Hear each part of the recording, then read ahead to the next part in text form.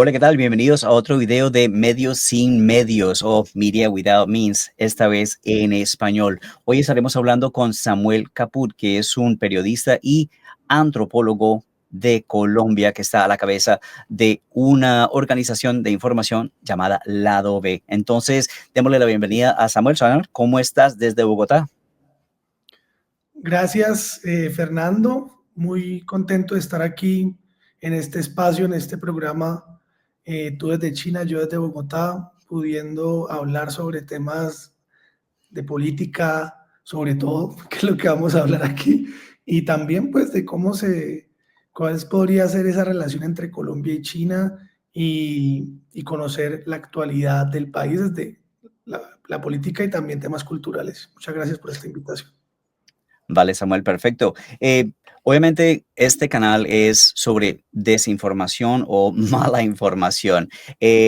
Tú tienes a tu cargo una organización llamada Lado B. Quisiera que nos hablaras un poco de cuál es la razón de ser del lado B. El lado B siempre es el otro cara de la otra cara de la noticia, que también es algo de lo que a nosotros nos gusta hablar.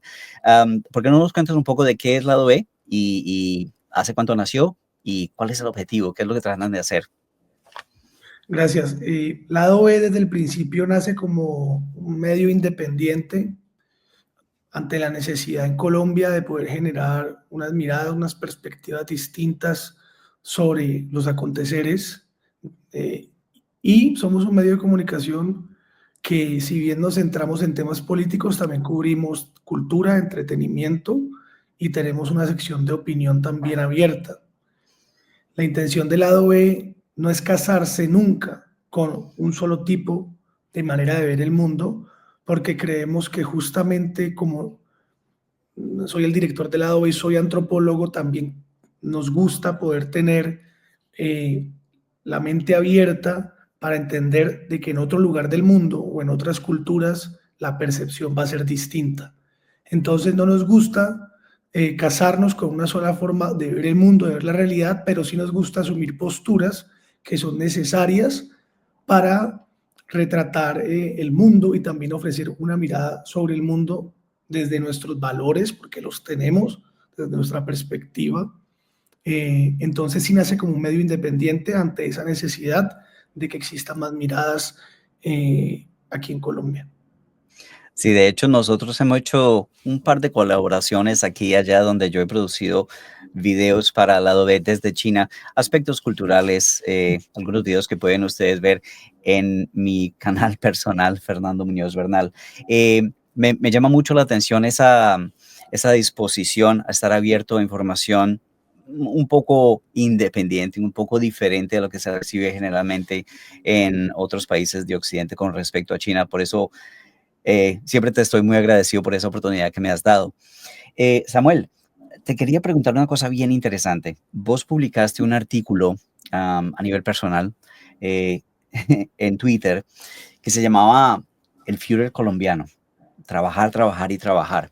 Yo pienso que a mucha gente le llamó la atención el título, sobre todo, pero sobre todo, como vos empezabas a narrar esa época, esa era, esos años de Colombia durante, sí, el mandato de este Führer colombiano.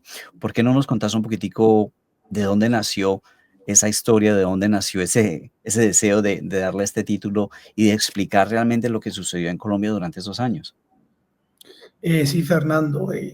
Bueno, sé que el título es bastante, digamos, llama mucho la atención y puede generar también, obviamente, mucho rechazo porque Álvaro Uribe es una persona que tiene también una gran simpatía aquí en Colombia. Hay muchas personas que todavía piensan que él fue el mejor presidente en la historia de Colombia.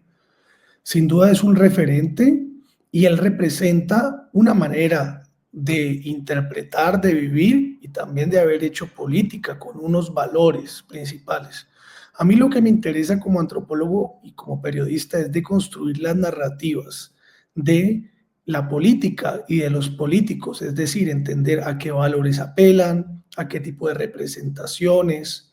Y también creo que la política o el discurso del político al final educa a la sociedad. El presidente es la primera persona que está encargado de resaltar los valores de una sociedad, de una cultura, y él proyecta toda esa manera de ver y de entender el país. Entonces, si comenzamos una comparación para introducirnos un poco en el tema sobre las narrativas del presidente Petro, del gobierno Petro, y las de Álvaro Uribe, pues nos vamos a dar cuenta que son dos momentos de la historia distintos, pero desde ahí ya podemos empezar, digamos, a generar esa comparación. Tengo que ser sincero y yo creo que nosotros estamos muy influenciados por la educación que nos dieron nuestros padres y los colegios.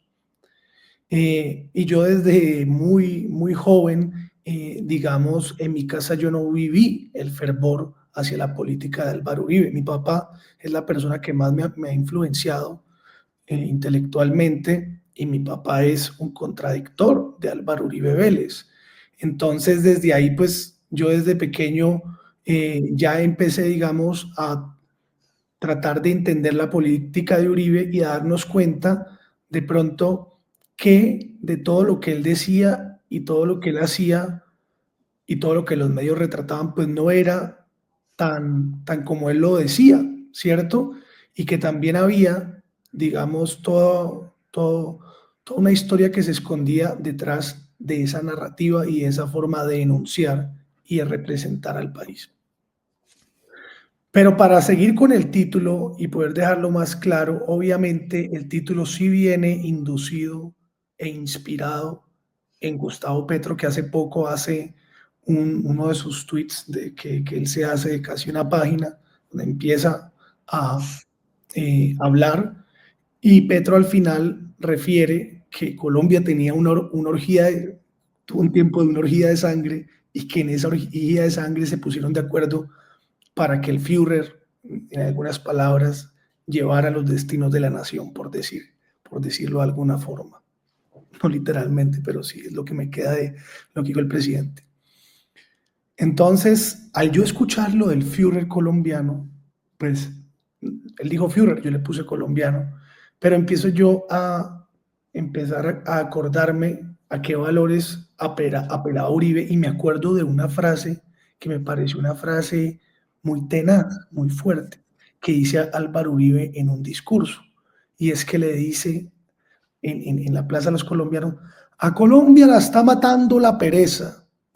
Lo que tenemos que hacer es recortar la hora de sueño, recortar, extender la jornada laboral, recortar beneficios y más cosas. En pocas palabras, pues me pareció, como yo lo dije en el video, no me pareció solo irónico, sino más bien macabro, porque el expresidente Álvaro Uribe Vélez, eh, de pronto, en su discurso está obviando y no está refiriendo que este sí es un pueblo trabajador, como el que él quería. Y muchos colombianos seguramente que se levantaban mucho más temprano que él a dar más, a laborar en los verdaderos oficios, que son los verdaderos oficios difíciles, no esto que hacemos nosotros, que no es levantarse de verdad a trabajar en la tierra, que no es el obrero, que no es la señora pues que va a ayudar a las personas en las casas. Entonces, ser tan descarado, sinceramente, de poner eso como una narrativa y como un discurso para que la gente le compre entonces que el colombiano es un perezoso, y que aquí lo que tenemos que hacer nosotros para salir en la vida adelante es trabajar, trabajar y trabajar más. Entonces, desde ahí uno ya empezaba a entender a qué tipo de valores Uribe apelaba en su discurso. Yo creo que por ahí comienza algo, pero ya lo del Führer también me pareció importante. Cuando yo viví en Alemania, que viví más de 5 años en Alemania, me interesa mucho la historia de Alemania. Y no soy yo creo que este artículo no se trata de juzgar a Álvaro Uribe, ni juzgar a Hitler, ni exaltar a Petro. Pero en Alemania había una frase que estaba en los campos de concentración para que la vieran todos los judíos cuando ellos estaban en el espacio ese donde trabajaban. Y la frase en alemán es Arbeit macht frei, que significa en español, el trabajo te hará libre. Entonces yo encuentro esas coincidencias en que de verdad para ser libre, para ser un buen colombiano, para estar a la altura pues del presidente de la República, lo que hay que hacer es trabajar, trabajar y trabajar.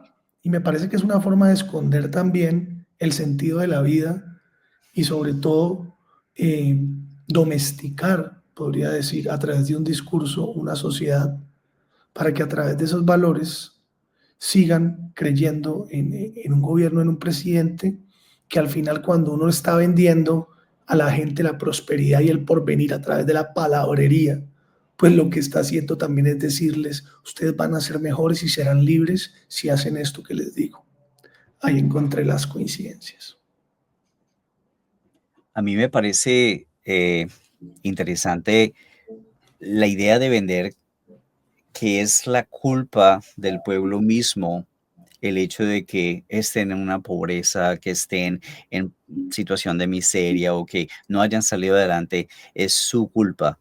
Hay que trabajar más, hay que poner más de sí, Sí, cuando en realidad es la infraestructura la que no está ah, a la altura para dura. poder brindar beneficios, que no está dando el calibre que se necesita para ofrecerle a la gente las oportunidades de salir de esa miseria, desde educación, salud, en fin, todas estas cosas que son tan faltan tanto en el país, que a punta de trabajo no las vas a suplir, a punta de trabajo no vas a compensar ni a balancear ese ausente, ese gran vacío que hay del Estado.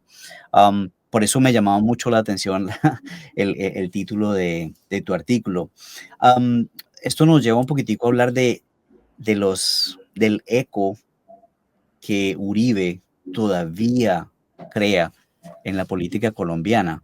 Nosotros estamos hablando también de las elecciones que están aquí a la vuelta de la esquina y quería que me dieras un poquitico un panorama de la situación política en el momento. Hay varios candidatos que ya están insinuando sus intenciones para las próximas elecciones. ¿Cuál es el panorama a nivel de elecciones en Colombia? Si nos puedes dar una breve introducción. Bueno, siendo muy sincero, veo un gran vacío en la izquierda en Colombia y eso también ya lo he retratado en alguna columna que escribí hace poco que se llamaba Sale el sol Petro, entra la luna Claudia. ¿Qué quiero referir yo con la metáfora del sol Petro?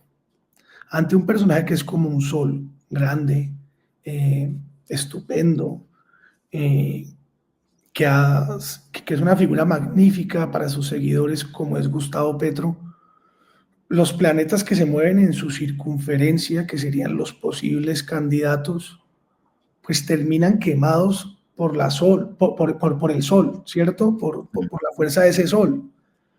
O sea, nada que esté alrededor de ese sol se puede ver, porque estamos encandilados, como se dice. Yo decía encandilillado cuando más pequeño, creo que se dice, encandilado por esa luz tan grande. Entonces, Petro no deja ver lo que hay alrededor de él. Eso va a estar muy difícil para la izquierda, ¿verdad? Poder ponerle un candidato que, que esté a la altura pues, de esa posición solar que tiene Gustavo Petro. Y hay otro punto en el gobierno, porque la izquierda también está débil, y es que por más que de que el gobierno ha hecho unos esfuerzos muy grandes disruptivamente para cambiar todas unas lógicas, unas dinámicas, unos aparatos estatales, unas tecnocracias que están ahí instauradas, y eso hacía funcionar a la sociedad de una determinada forma. Cuando llega una persona a un gobierno de izquierda con una visión tan distinta a tratar de hacer esas transformaciones que no son fáciles y que tienen que ser estructurales, pues se encuentra que es muy difícil. Pero obviamente existe ese discurso, esa narrativa que dice que a Petro no lo dejan hacer. Yo sí creo que un presidente que tiene el Congreso de su lado, como lo tuvo Uribe, como lo tuvo Santos, como lo tuvo Duque, le queda mucho más fácil gobernar. pero hay que ser autocríticos y yo siempre, por eso le digo a los progresistas también que siguen al lado B, y es que cuando usted sigue un equipo de fútbol, pues que si al equipo de fútbol usted no le hace críticas, usted puede ser un hincha, pero usted tiene que hacer críticas, usted tiene una empresa y usted también tiene que decir lo que está bien y lo que está mal. Y este gobierno ha tenido cosas que no han gustado, cosas con el tema de nombramientos, lo estamos viendo lo que pasó con Benedetti, lo que pasaba con Daniel Mendoza, lo que pasó con la UNGRD. Obviamente en los anteriores gobiernos podían haber 5 escándalos, pero es que al gobierno Petro con un escándalo le basta. Porque es que si tiene los medios de comunicación en tu contra, ese escándalo te lo van a restregar todo el gobierno. Entonces vos ya empezás el gobierno en una posición de desventaja a nivel mediático, a nivel de construcción de imagen y de percepción. Y si aparte de eso tienes grietas dentro de tu círculo cercano y hay corrupción, todo eso ha debilitado mucho a Petro. Sin decir que Petro no sea fuerte, porque sigue siendo demasiado fuerte, muy fuerte. La oposición sabe qué tan fuerte es Petro. Incluso muchos de esos escándalos. Mira, yo tengo una cosa, Fernando, que siempre he pensado, que lo voy a decir aquí, digamos, nunca lo he escrito, pero voy a tratar de escribirlo. Petro siempre va a ser la emancipación, Petro siempre va a ser la contravía, Petro siempre va a ser el pueblo, siempre va a luchar contra la desigualdad y va a representar eso. Así su gobierno sea corrupto, la gente no relaciona el gobierno de Petro corrupto con Petro, sus seguidores, porque piensan que es la gente que está alrededor de Petro que le están haciendo daño al presidente. Entonces el presidente termina siendo una víctima de su propio círculo. Y como Petro no se alía tampoco con las mafias de corrupción del país, pues él mantiene obviamente su representación de idoneidad y de ser impoluto y de ser el sol Petro, ¿cierto? Que sus seguidores lo siguen. Pero por más de eso, entonces tenemos la figura de Petro ahí, que es muy difícil que pueda poner a alguien. Carolina Corcho está dando vuelta en esa circunferencia, Caicedo da vuelta en esa circunferencia. Yo lo he dicho, siento que Caicedo, no lo conozco tanto, pero pienso que es un político regional, tendrá que hacer un gran trabajo para ser un político nacional. La Corcho es la mujer mejor preparada seguramente de Colombia, pero qué capacidad tiene de generar recordación en el imaginario colombiano y qué capacidad tiene de verdad de alcanzar ser esa figura redentora de una mujer que la representen como una madre salvadora en Colombia, ¿cierto? O sea, no la veo muy cerca de eso, va a tener que hacer un gran trabajo. Pero alrededor de eso, ya habiendo escrito a la izquierda, aparece el centro y la derecha. En la derecha tenemos un fenómeno y es que es una derecha igual de débil, desde mi percepción, que la izquierda. Con la única ventaja de que no son gobierno, y obviamente cuando uno es gobierno todo le cae encima, entonces ellos hoy están jugando la primera vez como oposición, están más cómodos, pueden jugar de redentores que van a cambiar el rumbo del país, pero como lo hemos visto, las marchas de la derecha ya no va nadie, porque es que el pueblo no está viviendo mal. Es lo que yo decía en otro video. Si la gente popular, que es la que tiene las necesidades, y los pobres no salen a protestar contra Petro, ¿qué quiere decir eso? Si los que salen son los militares y los privilegiados, ¿qué quiere decir eso? Entonces, el pueblo no está contra Petro, el pueblo está con Petro. Y la derecha, pues, ¿a quién tiene? María Fernanda Cabal, una mujer con una narrativa contra Petro, un poco histriónica, sí, genera cosas en las personas, pero no creo que tenga la fuerza para representar a la derecha. Paloma Valencia la veo incluso más débil que a la Cabal.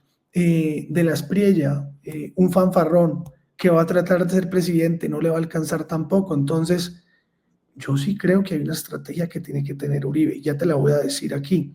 Pero vamos ya mismo al centro, ¿qué es lo que pasa? Para mí todo está en el centro. Para mí la presidencia está en el centro. Entonces tenemos dos personajes que para mí son los que en este momento están, digamos, pueden llamar mejor posicionados. Ya se está reuniendo Juan Manuel Santos y todo el santismo con Humberto de la Calle, con Armitage, que es un empresario de Cali, con otros empresarios de grandes empresas de Cali, el santismo, porque parece ser que sí le van a dar el apoyo a Claudia López. ¿Qué sería Claudia López? Al final también podría ser una persona que Petro ayude si la izquierda no llega a segunda vuelta y llegara alguien de centro y alguien de derecha que haga muy bien la tarea y se apropie de todo ese discurso libertario, de seguridad, contrasocialista, y habrá que ver si eso en Colombia de verdad cala en la sociedad. Pues habrá que ver si la derecha puede lograrlo. Pero entonces ante ese panorama aparece otra outsider, que es Vicky Dávila. Vicky Dávila, que representa todos los clichés también de la derecha, de los libertarios, y tiene un collage, pues está tratando de hacer un collage político, a ver de qué manera representa los símbolos de la derecha, que es el nacionalismo, ser libertario, contrasocialista, y si ella puede coger un poquito del centro, haciéndose un poquito menos ruda que la cabal, es decir, transmitiendo un mensaje un poquito más fraterno, pero con su narrativa, con su discurso de que se necesita aquí es, digamos, trabajar mucho con el tema de la energía. Ella sí quiere que explotar todo el petróleo que tenemos, el tema de hidrocarburos. Entonces, viene como una representante de empresarios es también con todo este tema de negacionista del cambio climático, para ser una libertaria en todo el sentido de la palabra. Y tendremos que empezar a ver si le alcanza o no le alcanza. No la veo tan débil. Yo creo que si Uribe se pone de acuerdo y al final elige a Vicky Dávila y le dice a Miguel Uribe, a la Cabal, a Paloma y a De la Espriella que se hagan a un lado, que dejen a Vicky por favor representar la derecha, ahí habrían más votos. Ahí sí habrían muy buenos votos, creo yo, que les daría la posibilidad de pensar en una segunda vuelta. La izquierda tiene que hacer un enorme trabajo para en el 2025 cerrar muy bien el año, mucha ejecución, y, y habrá que ver entonces, Petro tendrá que elegir muy bien quién van a ser esas personas de la izquierda que puedan representar al movimiento. Y en ese caso, eso es lo que pienso, Fernando, que puede estar en el centro, podría estar entre Claudia López y ahí podría llegar alguien de derecha, ojalá alguien de izquierda. Te hago una pregunta. En cuanto a un acercamiento con China, ¿cuál de estos candidatos crees vos que está más abierto a trabajar con China, a apoyar el desarrollo en Colombia de la mano de China, proyectos como la Franja y la Ruta? ¿Quién de ellos está abierto? O sea, si miramos, por ejemplo, Javier Milei en Argentina diciendo yo con comunistas no hago ningún negocio, yo con comunistas, y a la vuelta de 5 días estaba pidiendo que le aceptaran los swap, que le renovaran los swap, diciendo que, bueno, él sí hace negocios con China. Es decir, hay muchas cosas que se dicen durante las campañas, pero en el fondo hay realidades a las cuales hay que asumir. ¿Cuál de estos candidatos crees tú que está un poco más abierto a trabajar con comunistas, como decía Milei? Bueno, yo creo que aquí lo que nos damos cuenta es que una cosa es el discurso político para captar votos y poder acompañar, digamos, toda esa puesta en escena de la política que se hace a través de la narrativa, de lo que le vendo a la gente, y otra es la realidad, como tú lo estabas diciendo. Entonces Javier Milei pudo haberse inspirado en que los chinos eran los comunistas, pero pues todos sabemos de que China no creo que quepa en esas palabras, en esas estrictas palabras, porque obviamente también es un país que muy desarrollado y que genera obviamente dinámicas capitalistas. Eso lo sabrás más tú, que eres el experto en el tema. Ahí te dejaría a ti para que nos complementes más ahorita. Desde mi percepción es como, cuando me lo preguntaste me dio mucha risa de verdad, porque yo pues Claudia López obviamente yo creo que es la persona que más quisiera seguir haciendo, no voy a decir negocios porque no suena muy bien la palabra negocios, trabajando con los chinos, trayendo tecnología, ¿cierto? Trayendo eh, cultura. Infraestructura. Tecnología es cultura también.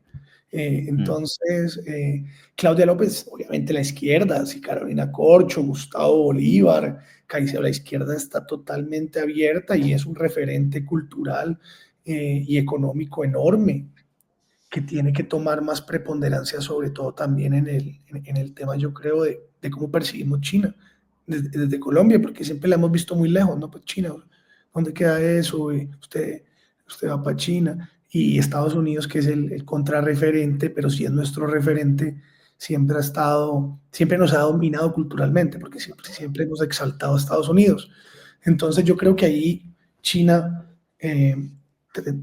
pues es muy importante que siga colaborando con Colombia y que cada vez podamos compartir más, seguramente a través de estos gobiernos más progresistas, lo que es la influencia china en Colombia y esa retroalimentación cultural y de conocimiento puede seguirse fortaleciendo, porque yo tengo entendido, y nos complementas tú, que hoy en día China sí tiene una influencia grande en Colombia. China está haciendo un pivot hacia Latinoamérica y África que es muy, muy pronunciado. Es decir, lo vimos hace un mes pasado con la reunión de APEC en Perú, con el G20 en Brasil, las delegaciones de medios y de negocios que se fueron a Latinoamérica a, bueno, a abrir puertas y a intentar desarrollar Latinoamérica. Ese puerto en Perú de 3.6 billones de dólares, a mí me deja ese mal sabor de pensar que nos han saltado.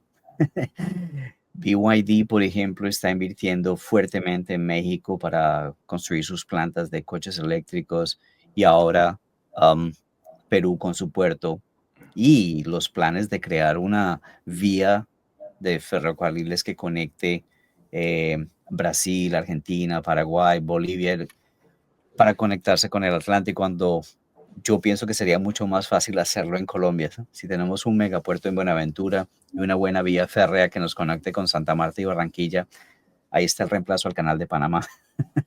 Así Pero es. bueno, sí, esa sensación de que nos han saltado porque no ha habido la disposición clara y explícita de cogerle la cuerda a China y a la franja de la ruta. Hay memorandos de entendimiento, hay proyectos aquí, proyectos allá, pero no hay pluma sobre el papel. Y ese es un asunto que a mí me deja un sinsabor de este gobierno en particular. Um, quería hablarte un poco o preguntarte sobre cómo funciona la desinformación en Colombia, tanto a nivel político, porque Vicky Dávila obviamente viene de Semana, que es el medio más importante, uno de los medios más importantes en Colombia. En este tema de la campaña política, ¿qué juego está prestando la desinformación? Um, ¿Hay problemas puntuales que tú podrías señalar o riesgos? Yo creo que estamos en una transformación del periodismo. Es el momento para decir eso. Eh, el periodismo está pasando, el periodismo tiene que hacer una reinterpretación de su ciencia, donde la palabra informar es un verbo rector. Ahora la palabra informar no existe. Para mí lo que nos estamos dando cuenta es que la palabra informar, pues, se queda coja, porque lo que hemos entrado es en una guerra mediática de comunicación. ¿Qué queremos decir con eso? Ya abiertamente muchos medios de derecha, aquí en Colombia, como Revista Semana, como la FM, como Blue Radio, sus directores abiertamente en Twitter están diciendo lo que hay que hacer para que el gobierno Petro no llegue, o sea, no se elijan el 26. Entonces yo digo, si ellos que son la referencia, supuestamente los medios hegemónicos, pues llevan mucho tiempo en eso, ¿no? Pues nosotros, los periodistas, somos periodistas más jóvenes que apenas estamos entrando de verdad en este baile de, de la información, que gracias a las tecnologías es que lo podemos hacer. ¿Cuántos Twitter tiene Semana? ¿Cuántas cuentas de X tiene Semana? Una. ¿Cuántas cuentas en X tiene Fernando Muñoz? Una. Y Samuel Caput, una. Y Lado B, una. Entonces somos uno contra uno. Así ellos tengan en este momento ahí en su edificio, que es muy bonito, nunca he entrado, pues tengan 100 periodistas. Claro, ellos están generando información constantemente. Nosotros no tanto porque no tenemos esas capacidades, pero nosotros al final estamos también uno contra uno en esa batalla de lo que es la información, porque tenemos la posibilidad en una plataforma dar una voz. Eso nunca se había visto, eso es una transformación de las comunicaciones y cultural súper importante. Nosotros somos los beneficiados en verdad. Los medios de comunicación hegemónicos pierden cuando nosotros, los independientes, los periodistas, empezamos a generar información y generamos credibilidad en nuestras audiencias. Nos empiezan a seguir, nos empiezan a creer más a nosotros que a ellos. ¿Y qué es lo que pasa? Nosotros tampoco nos podemos creer el cuento de que nosotros solo informamos. Entonces yo digo, ya está declarada la guerra mediática. Nosotros tenemos que asumirlo así. Y yo me veía una conferencia en estos días que invitaban a una comunicadora, a RTBC, que ella decía, es que los medios de comunicación tienen que sentar su precedente y tienen que mostrar cuál es su visión y cuál es su opinión acerca de la realidad. No enmascararla. No, esta es nuestra posición. Nosotros pensamos esto y esto y esto. Y esto es nuestro enfoque. Así como los directores de estos grandes medios ya también están mostrando cuál es su posición política, pues estos medios de acá, independientes, también tienen que hacerlo y tienen que, o sea, no tienen que tener temor a mostrar cuál es su punto de vista. Y desde el lado B lo hacemos.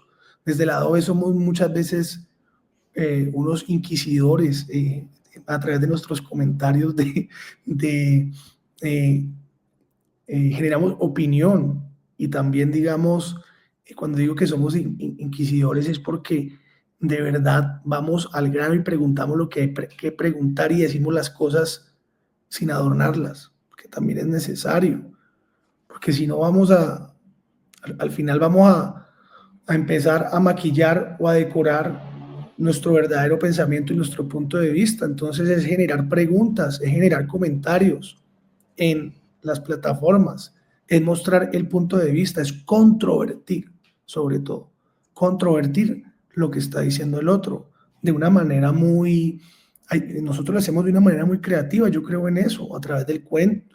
El periodismo también es eso, la caricatura, el cuento, el arte, la burla, muchas veces el amarillismo. Hay miles de formas de hacer esto, la poesía, ¿cierto? Entonces, tenemos muchas herramientas, muchos elementos para mostrar nuestros puntos de vista, pero es que siempre estamos de verdad generando un punto de vista y tenemos una perspectiva y tenemos una forma de interpretar. Entonces yo digo, ya de verdad nos estamos dando cuenta que no tenemos que disfrazarnos, sino que con más comodidad podemos decir lo que pensamos y podemos actuar bajo nuestros valores y nuestros ideales. Y creo que eso es lo que está pasando en la comunicación hoy en día.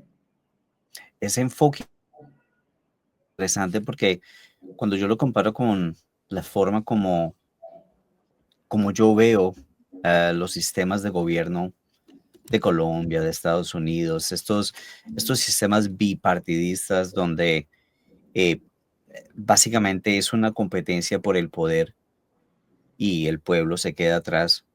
O sea, le venden promesas, pero una vez llegan al poder es hacer lo que ellos pueden con sus am, amigotes y con sus círculos. Ese tipo de competencia nos impide ver que el país es solo uno, que el país es solo uno, no es izquierda, no es derecha.